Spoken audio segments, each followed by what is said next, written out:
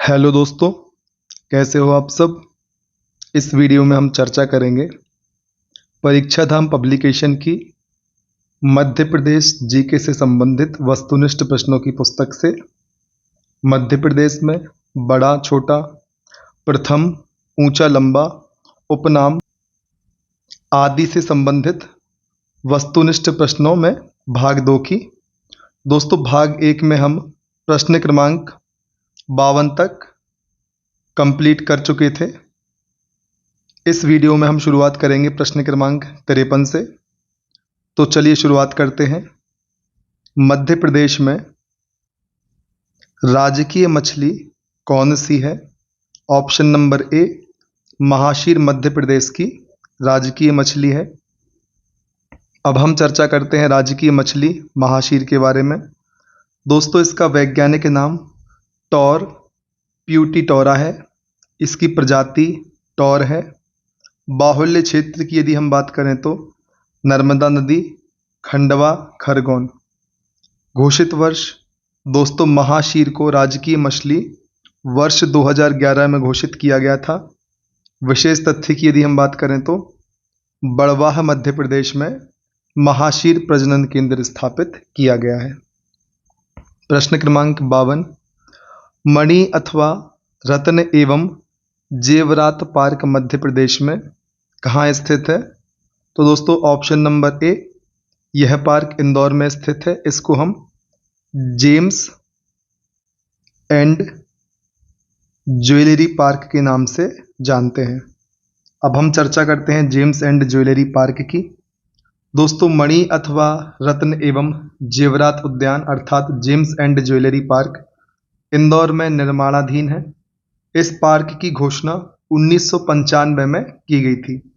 दोस्तों, यह पार्क 32 करोड़ की लागत से इंदौर में 29 हेक्टेयर जमीन पर निर्माणाधीन है। प्रश्न क्रमांक 55, मध्य प्रदेश का राजकीय फल कौन सा है? ऑप्शन नंबर बी, आम मध्य प्रदेश का राजकीय फल है। अब हम चर्चा करते हैं राजकीय फल के बारे में। दोस्तों, मध्य प्रदेश का राजकीय फल आम है। इसे भारत में फलों का राजा भी कहा जाता है। मध्य प्रदेश में सुंदरजा, जो कि रीवा जिले में है, नूरजहां अलीराजपुर जिले में है। यह दोनों आम की प्रमुख प्रजातियां हैं। अब हम चर्चा करते हैं प्रश्न क्रमांक 56 की। किस अधिनियम के लिए मध्य प्रदेश को संयुक्त राष्ट्र लोक सेवा पुरस्कार दिया गया? तो दोस्तों, लोक सेवा गारंटी अधिनियम के लिए मध्य प्रदेश को संयुक्त राष्ट्र लोक सेवा पुरस्कार दिया गया और यह अधिनियम 2010 में आया था। दोस्तों, मध्य प्रदेश लोक सेवाओं के प्रदान की गारंटी विधेयक 2010, जिसे आम आदमी को निर्धारित समय सीमा में लोक सेवाओं की गारंटी प्रदान की गई है। इस अधिनियम के तहत 52 महत्वपूर्ण सेवाओं को सूचित किया गया है। दोस्तों, इस अधिनियम के द्वारा व्यक्तियों को निर्धारित समय सीमा में लोक सेवाओं की गारंटी प्रदान की गई है। अब हम बात करते हैं प्रश्न क्रमांक 57 की। देवास किस लिए प्रसिद्ध है? तो दोस्तों, देवास करेंसी नोट की छपाई के लिए प्रसिद्ध है। अब हम चर्चा करते हैं करेंसी नोट प्रेस की। दोस्तों, मध्य प्रदेश का देवास नगर करेंसी नोट की छपाई के लिए प्रसिद्ध है। यह नोट प्रेस मिल वित्त मंत्रालय के अधीन कार्यरत है। देवास में करेंसी नोट प्रेस की स्थापना 1974 में की गई थी। प्रश्न क्रमांक 58, किसान सेवा केंद्र के अंतर्गत ATMA कहाँ पर कार्य करती है? तो दोस्तों, ATMA अर्थात एग्रीकल्चर टेक्नोलॉजी मैनेजमेंट एजेंसी, यह ग्राम स्तर पर कार्य करती है। दोस्तों, परीक्षा में प्रश्न ATMA के फुल फॉर्म से भी आ सकता है, तो आपको इसका फुल फॉर्म यानी पूरा नाम एग्रीकल्चर टेक्नोलॉजी मैनेजमेंट एजेंसी भी याद रखना है। दोस्तों, किसान सेवा केंद्र के अंतर्गत आत्मा अर्थात ATMA agriculture technology management agency ग्राम स्तर पर कार्य करती है। यह योजना कृषक कल्याण तथा कृषि विकास विभाग द्वारा संचालित की जा रही है।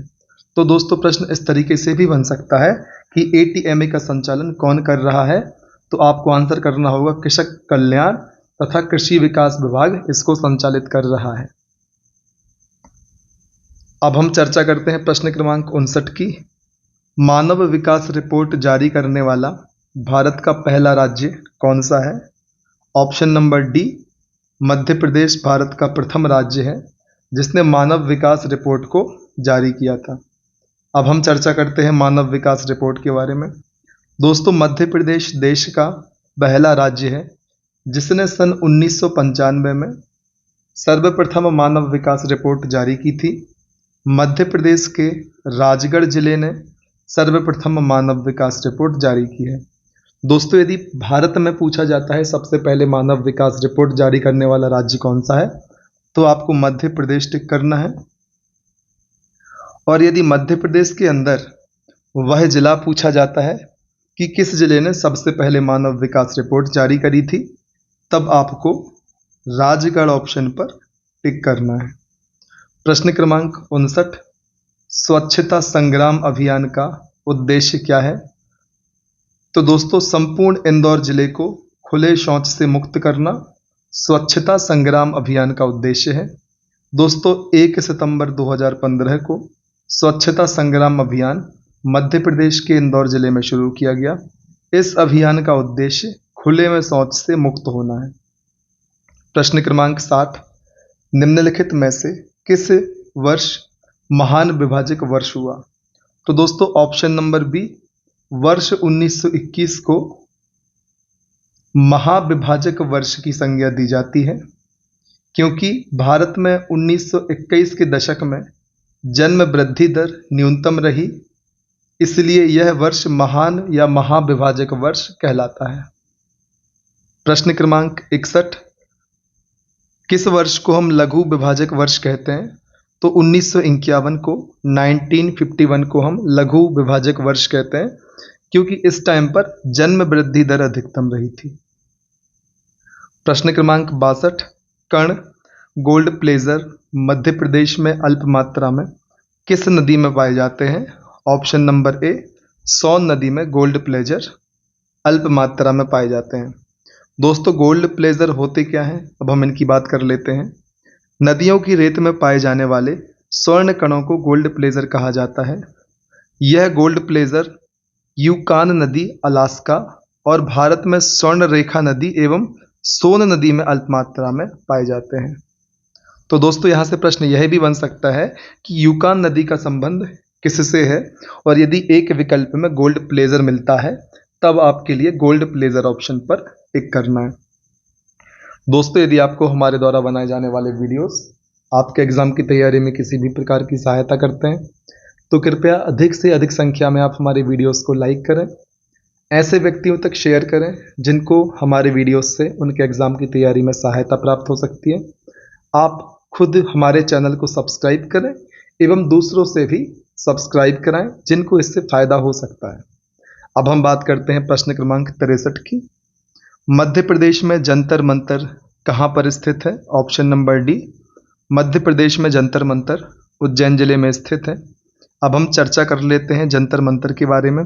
दोस्तों जंतर मंतर वैधशाला का निर्माण जयपुर के महाराजा सवाई राजा जयसिंह ने 1719 में करवाया था। तो दोस्तों प्रश्न बन सकता है जंतर मंतर का निर्माण किसने करवाया? तो आंसर होगा सवाई राजा जयसिंह ने। कब करवाया या जंतर मंतर का निर्माण कब हुआ? तो 1719 ईस्वी में जंतर मंतर का निर्माण हुआ, जब वे दिल्ली के बादशाह मोहम्मद शाह के शासनकाल में मालवा के राज्यपाल के रूप में उज्जैन में थे। कौन? सवाई राजा जयसिंह। तब इन्होंने जंतर मंतर वैधशाला का निर्माण उज्जैन में करवाया था। इनके द्वारा स्थापित जंतर मंतर उज्जैन के अलावा वाराणसी, जयपुर, मथुरा और दिल्ली में स्थित है। तो अब प्रश्न इस प्रकार से भी बन सकता है कि भारत में निम्न में से किस स्थान पर जंतर मंतर वैधशाला स्थित है या नहीं है? तो आपके लिए सभी प्रकार के प्रश्नों के लिए हर एक टॉपिक से तैयार रहना है। प्रश्न क्रमांक 64, इनमें से किसके लिए जैव विविधता आकलन आवश्यक नहीं है? तो दोस्तों कुटीर उद्योगों में पापड़ निर्माण के लिए जैव विविधता आकलन आवश्यक नहीं है, क्योंकि यहाँ पर पापड़ निर्माण या पापड़ गृह उद्योग में जैव विविधता या पारिस्थितिकी से संबंधित किसी भी प्रकार की एक्टिविटी की आवश्यकता नहीं होती। बाकी 3 विकल्पों को हम देखते हैं। जंगल में सड़क या राजमार्ग निर्माण हेतु दोस्तों हमें पेड़ों को काटना होगा, इसलिए जैव विविधता आकलन या बायोडायवर्सिटी असेसमेंट की आवश्यकता होती है। वन भूमि में सीमेंट उद्योग लगाने के लिए भी पारिस्थितिकी को नुकसान होता है, वहाँ की जैव विविधता पर प्रतिकूल प्रभाव पड़ता है, इसलिए जैव विविधता आकलन की आवश्यकता यहाँ पर भी होती है। कोयला खदान में भी जैव विविधता पर या पारिस्थितिकी पर असर पड़ता है, इसलिए इन तीनों इंडस्ट्रीज में या इन तीनों कार्यों के लिए बायोडायवर्सिटी असेसमेंट की आवश्यकता होती है। पापड़ उद्योग के लिए ऐसी किसी कार्य की आवश्यकता नहीं पड़ती। अब हम चर्चा करते हैं जैव विविधता आकलन की। दोस्तों जैव विविधता आकलन में सड़क निर्माण, वन भूमि में कोई भी उद्योग लगाने हेतु खनिज उत्पादन, तेल उत्पादन, रेत खनन, बांध निर्माण आदि कार्यों हेतु किया जाता है। कुटीर उद्योग में पापड़ निर्माण के लिए जैव विविधता आकलन की आवश्यकता नहीं होती। क्यों नहीं होती, इस बात की चर्चा हमने कर ली है। प्रश्न क्रमांक 65, मध्य प्रदेश का कौन सा जिला मिनरल प्रोसेसिंग और पत्थरों के लिए जाना जाता है? तो दोस्तों option number C, Madhya Pradesh का सागर जिला मिनरल प्रोसेसिंग एवं पत्थरों के लिए जाना जाता है। अब हम चर्चा करते हैं खास शहरों के बारे में, खास बातों की। दोस्तों सागर जिला मिनरल प्रोसेसिंग एवं पत्थर के लिए जाना जाता है। Indore pharmaceutical, textile, food processing, IT, electronics के लिए जाना जाता है। भोपाल जिला इंजीनियरिंग, टेक्सटाइल, बायोटेक एवं हर्बल के लिए जाना जाता है। जबलपुर जिला कपड़ा, खनिज, पत्थर, वन उत्पाद के लिए जाना जाता है। ग्वालियर जिला मकानों पर जाली पैटर्न एवं एफएमसीजी के लिए जाना जाता है। अब हम चर्चा करते हैं प्रश्न क्रमांक 66 की। दोस्तों कौन सा क्षेत्र जाली पैटर्न पर काम करता है और उसमें माहिर है? ऑप्शन नंबर ए, ग्वालियर जाली पैटर्न पर काम करता है एवं इस कार्य में यह माहिर है।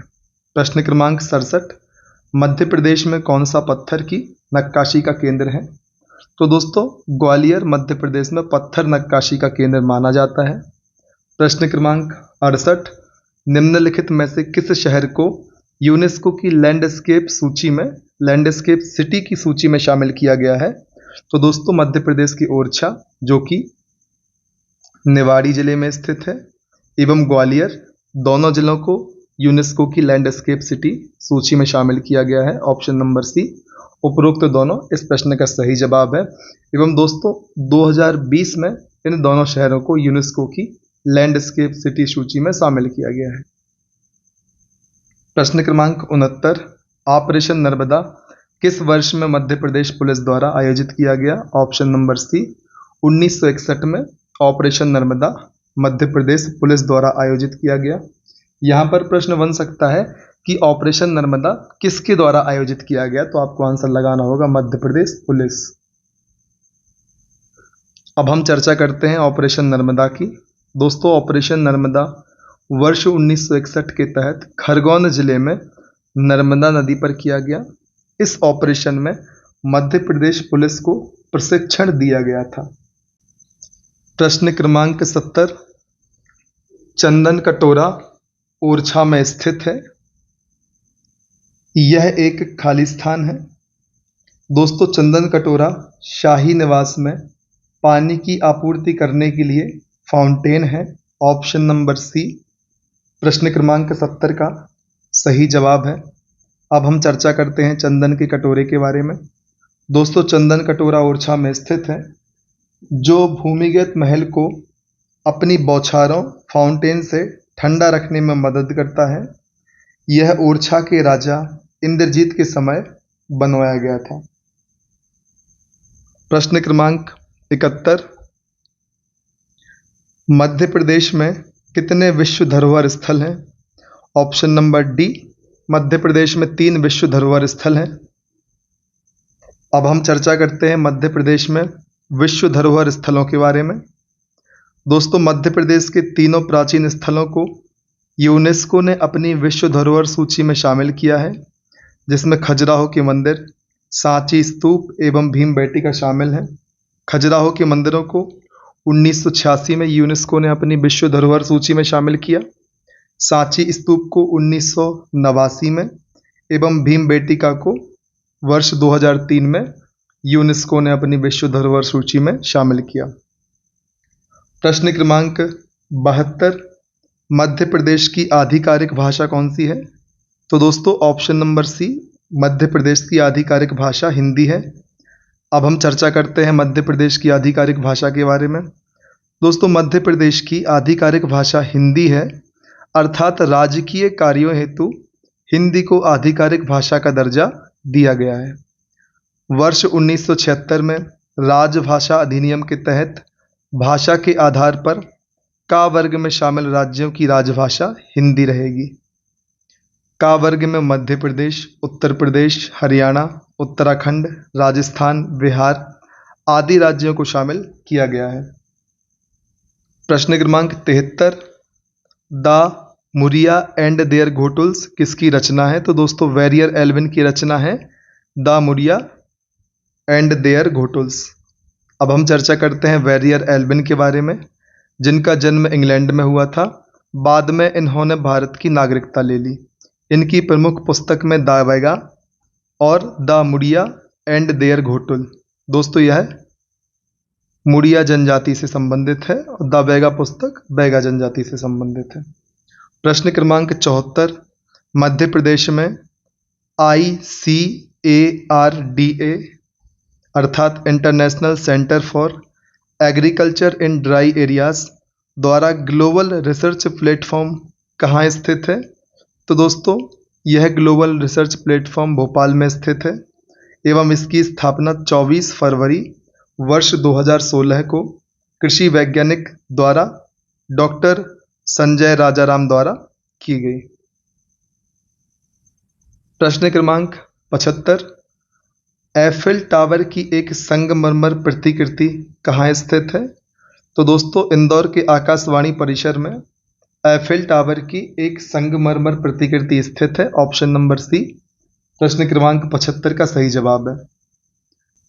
प्रश्न क्रमांक 76, आजादपुरा के नाम से प्रसिद्ध गांव को पहले किस नाम से जाना जाता था? Option number A Dhimarpura.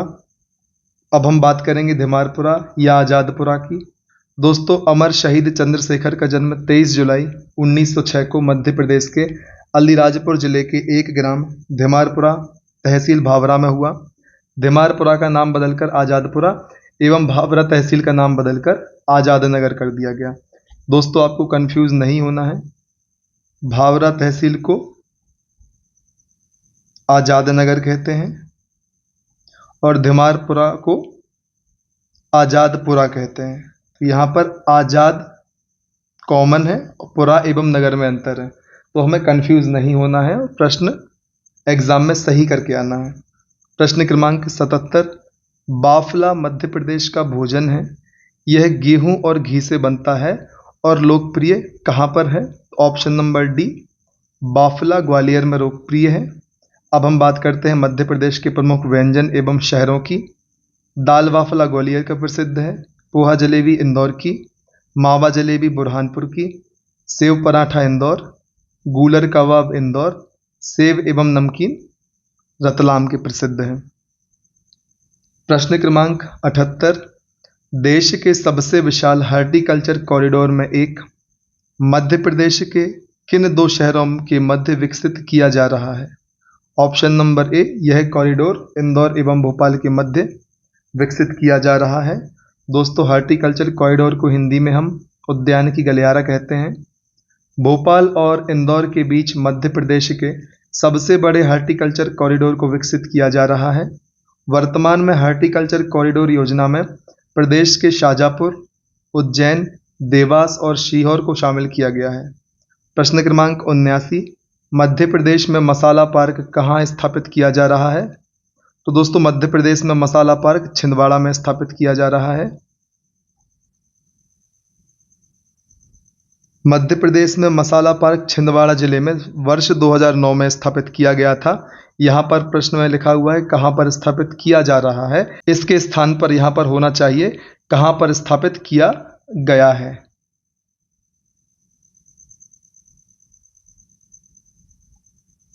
अब हम बात करते हैं मध्य प्रदेश के अन्य प्रस्तावित पार्क की। दोस्तों, धनिया पार्क गुना में प्रस्तावित है, लहसुन पार्क मंदसौर में प्रस्तावित है। प्रश्न क्रमांक 80, मध्य प्रदेश में धनिया पार्क कहाँ बनाया जा रहा है? ऑप्शन नंबर सी, गुना में। प्रश्न क्रमांक 81, आम की नीलम एवं अल्फांसो के मध्य क्रॉस से किस संकर किस्म के फल का विकास होगा? ऑप्शन नंबर सी, रत्ना आम की प्रजाति का विकास नीलम एवं अल्फांसो के संकर से होगा। अब हम चर्चा करते हैं आम की संकर किस्मों की। तो दोस्तों, रत्ना किस्म नीलम एवं अल्फांसो के संकर से, आम्रपाली नीलम एवं दशहरी के संकर से, अंबिका आम्रपाली और जनार्दन के संकर से, अरुणिमा आम्रपाली एवं वनराज के संकर से विकसित की जा रही है। प्रश्न क्रमांक 82, सॉफ्टवेयर कंपनी इन्फोसिस का सुपर कॉरिडोर कहाँ निर्माणाधीन है? ऑप्शन नंबर बी, इंदौर में इन्फोसिस का सुपर कॉरिडोर निर्माणाधीन है। दोस्तों, सॉफ्टवेयर कंपनी इन्फोसिस की स्थापना 1981 में बेंगलोर में की गई थी। इसका सुपर कॉरिडोर इंदौर शहर में स्थित है। प्रश्न क्रमांक 83, विश्व की प्रथम भीली भाषा की फिल्म फैसलो मंजूर से की शूटिंग मध्य प्रदेश में कहाँ की गई? ऑप्शन नंबर ए, इस फिल्म की शूटिंग मध्य प्रदेश में झाबुआ जिले में की गई। अब हम बात करते हैं फैसला मंजूर से फिल्म के बारे में। दोस्तों, मध्य प्रदेश के आदिवासी बाहुल्य जिले झाबुआ में विश्व की प्रथम भीली भाषा की फिल्म फैसला मंजूर से की शूटिंग की गई। यह फिल्म 2013 में प्रदर्शित की गई थी। प्रश्न क्रमांक 84, पूर्वा जलप्रपात किस जिले में स्थित है? पूर्वा जलप्रपात रीवा जिले में स्थित है। Option number B. अब हम बात करते हैं पूर्वा जलप्रपात के बारे में। दोस्तों, यह जलप्रपात रीवा जिले में टोंस नदी पर स्थित है। अब हम बात करते हैं रीवा जिले में स्थित अन्य जलप्रपातों की। चचई जलप्रपात बीहड़ नदी पर, पियावन जलप्रपात बीहड़ नदी पर, बहुटी जलप्रपात औदा या सेलर नदी पर रीवा में स्थित है। प्रश्न क्रमांक 85, इनमें से किसे मध्य प्रदेश का झीलों का शहर कहा जाता है? ऑप्शन नंबर डी, भोपाल को मध्य प्रदेश के झीलों का शहर कहा जाता है। दोस्तों, मध्य प्रदेश की राजधानी भोपाल को झीलों की नगरी भी कहा जाता है। भोपाल में स्थित झीलों में बड़ी झील, जिसको हम भोजताल कहते हैं, लोअर झील, मनीषा लेक, मोतिया तालाब और शाहपुरा झील आदि प्रमुख हैं। प्रश्न क्रमांक 86, निम्न में से किस फिल्म की शूटिंग मध्य प्रदेश में की गई थी? तो दोस्तों, राजनीति फिल्म की शूटिंग मध्य प्रदेश में की गई थी। अब हम बात करते हैं मध्य प्रदेश में जिन फिल्मों की शूटिंग हुई है उनके बारे में। यहाँ पर 4 विकल्प में से राजनीति एकमात्र फिल्म है जिसकी शूटिंग मध्य प्रदेश में हुई थी। अब हम डिस्क्रिप्शन बॉक्स में अन्य फिल्मों की चर्चा करते हैं। दोस्तों, राजनीति की शूटिंग तो भोपाल में हुई थी। आरक्षण फिल्म की शूटिंग भी भोपाल में हुई थी। पैडमैन की शूटिंग महेश्वर, स्त्री फिल्म की शूटिंग चंदेरी में, शेरनी फिल्म की शूटिंग बालाघाट में, चक्रव्यूह की शूटिंग मटकुली सतपुड़ा वन में एवं सह साहेब दी ग्रेट की शूटिंग भोपाल में हुई थी। प्रश्न क्रमांक 87, MP incubation and startup policy कब लागू की गई? Option number D, MP incubation and startup policy वर्ष 2016 में लागू की गई। दोस्तों, Madhya Pradesh incubation and startup policy वर्ष 2016 में प्रारंभ की गई। भारत सरकार के स्टार्टअप इंडिया फ्लैगशिप कार्यक्रम के तहत मध्य प्रदेश सरकार द्वारा अपने राज्य में नई उद्यमशीलता की संस्कृति को बढ़ावा देने के उद्देश्य से इस योजना की शुरुआत की गई थी। प्रश्न क्रमांक 88, वीनानगर क्यों प्रसिद्ध है?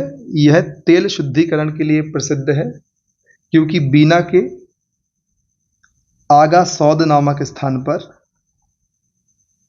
बीना तेल रिफाइनरी स्थापित है।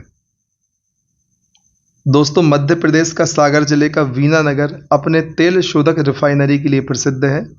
यह रिफाइनरी बीना के पास आगा सौद गांव में ओमान देश की सहायता से स्थापित की गई है। प्रश्न क्रमांक 89, आस्था अभियान किससे संबंधित है? Option number D, TB malaria की रोकथाम हेतु आस्था अभियान चलाया गया था। अब हम चर्चा करते हैं मध्य प्रदेश स्वास्थ्य संबंधी प्रमुख अभियानों की। दोस्तों, लाडो अभियान बाल विवाह की रोकथाम हेतु, लालिमा अभियान एनीमिया रोग से मुक्ति हेतु, गौरवी अभियान घरेलू हिंसा बचाव व महिला सम्मान हेतु, आस्था अभियान टीबी मलेरिया के रोकथाम हेतु। प्रश्न क्रमांक 90, निम्न में से कौन सी साड़ी है जो मध्य प्रदेश में निर्मित नहीं होती? Option number D, Pochampalli sari Madhya Pradesh में निर्मित नहीं होती। अब हम चर्चा करते हैं मध्य प्रदेश की प्रमुख साड़ी एवं कपड़ा प्रिंट की। तो दोस्तों, चंदेरी की साड़ी अशोकनगर जिले में, बाघ प्रिंट धार में, महेश्वरी साड़ी खरगोन जिले में, नंदना प्रिंट झाबुआ में निर्मित होता है। पोचमपल्ली साड़ी मध्य प्रदेश से संबंधित नहीं है। प्रश्न क्रमांक 91, निम्न में से किस शहर का नाम परमार सम्राट राजा भोज के नाम पर रखा गया है? ऑप्शन नंबर बी, भोपाल का नाम राजा भोज के नाम पर रखा गया है। भोपाल शहर का नाम परमार सम्राट राजा भोज के नाम पर रखा गया।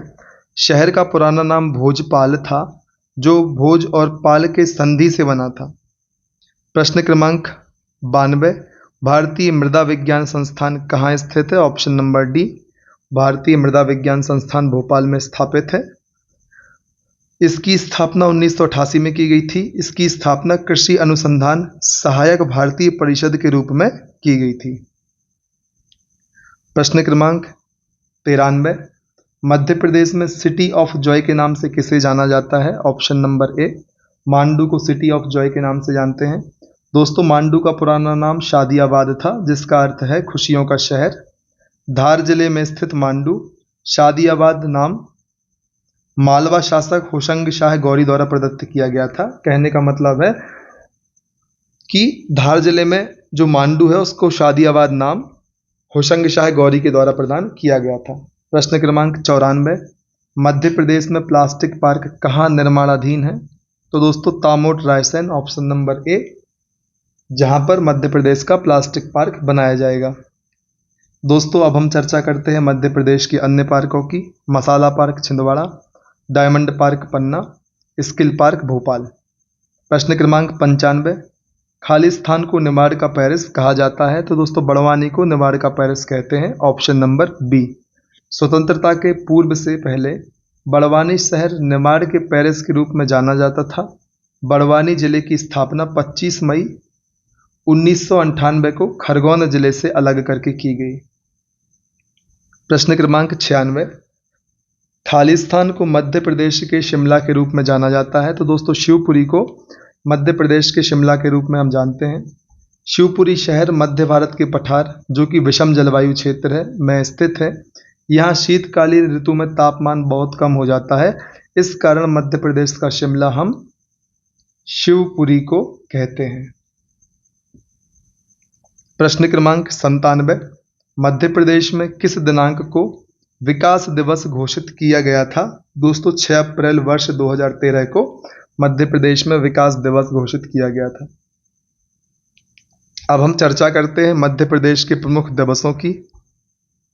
मध्य प्रदेश विकास दिवस 6 अप्रैल, मध्य प्रदेश स्थापना दिवस 1 नवंबर, नगरीय निकाय दिवस 2 नवंबर, लोक सेवा दिवस 25 सितंबर, बेटी बचाओ दिवस 5 अक्टूबर, आशा दिवस 25 जनवरी, मध्य प्रदेश पर्यटन दिवस 24 मई। प्रश्न क्रमांक 98, अमरकंटक का पौराणिक नाम क्या है? ऑप्शन नंबर बी, ऋक्ष पर्वत अमरकंटक का पौराणिक या प्राचीन नाम है। दोस्तों, अमरकंटक अनूपपुर जिले के पुष्पराजगढ़ तहसील में स्थित है। पौराणिक काल में अमरकंटक को आमकूट या ऋक्ष पर्वत के नाम से जाना जाता था। दोस्तों, यदि आपको हमारे द्वारा बनाए जाने वाले वीडियोस आपके लिए आपके एग्ज़ाम की तैयारी में सहायक सिद्ध होते हैं, तो कृपया कर ज़्यादा से ज़्यादा लोगों तक इसको शेयर भी करें, ताकि बाकी लोग भी इनका लाभ ले पाएँ। आप हमारे चैनल को खुद तो सब्सक्राइब करें ही, दूसरों से भी सब्सक्राइब करवाएं जिनको इसकी आवश्यकता महसूस होती हो। प्रश्न क्रमांक 99, निम्नलिखित में से कौन से औषधीय पौधे मध्य प्रदेश में पाए जाते हैं? मध्य प्रदेश में धृत कुमारी या गवार पाथा और नागरमोथा दोनों पाए जाते हैं। ऑप्शन नंबर सी प्रश्न क्रमांक 99 का सही जवाब है। अब हम चर्चा करते हैं मध्य प्रदेश में पाए जाने वाले औषधीय पौधों की। जिसमें धृत कुमारी या ग्वारपाठा, जिसको एलोवेरा भी हम कहते हैं, शतावर, त्रिफला, यह आंवला हर्रा बहेड़ा से मिलकर बनता है, अश्वगंधा, नागरमोथा, सफ़ेद मूसली, सर्पगंधा, सिताब, ये समस्त औषधीय पौधे मध्य प्रदेश में पाए जाते हैं। प्रश्न क्रमांक 100, निम्नलिखित में से कौन सा औषधीय पौधा मध्य प्रदेश में उपलब्ध है? तो दोस्तों यहाँ पर ग्वारपाठा एवं सफ़ेद मूसली दोनों पौधे पाए जाते हैं। ऑप्शन नंबर डी उपरोक्त दोनों इस प्रश्न का सही जवाब है। तो दोस्तों इस वीडियो में हम इन 100 प्रश्नों तक कंप्लीट करते हैं। अगले वीडियो में हम 101वें प्रश्न से बात करेंगे। आपको यदि हमारे द्वारा बनाए जाने वाले वीडियोस आपके एग्ज़ाम की तैयारी में किसी भी प्रकार की सहायता करते हैं तो कृपया अधिक से अधिक संख्या में हमारे वीडियोस को लाइक करें, ऐसे व्यक्तियों तक शेयर करें जिनको हमारे वीडियोस से लाभ हो सकता है। आप हमारे चैनल को सब्सक्राइब कर लें तथा बेल आइकॉन भी प्रेस कर लें, जिससे कि आने वाले समय में जितने भी वीडियोस हम अपने चैनल पर अपलोड करते हैं उनकी नोटिफिकेशन आपको तुरंत प्राप्त हो जाए। साथ ही साथ डिस्क्रिप्शन बॉक्स में हमने आपके लिए अपने टेलीग्राम एवं इंस्टाग्राम प्लेटफॉर्म की लिंक भी प्रोवाइड की हुई है। आप चाहें तो हमारे इन प्लेटफॉर्म से जुड़कर इनका बेनिफिट भी ले सकते हैं। तो दोस्तों लगे रहिए, लगातार पढ़ाई करते रहिए। मध्य प्रदेश में आने वाले समय में काफ़ी सारी सरकारी भर्तियां आने की आशंका है, आना ही है क्योंकि काफ़ी समय से भर्तियां हुई नहीं हैं। तो तब तक मत रुकें जब तक कि आपको आपकी मंजिल प्राप्त नहीं हो जाती, अर्थात आपके लिए कोई ना कोई सरकारी नौकरी प्राप्त नहीं हो जाती। धन्यवाद।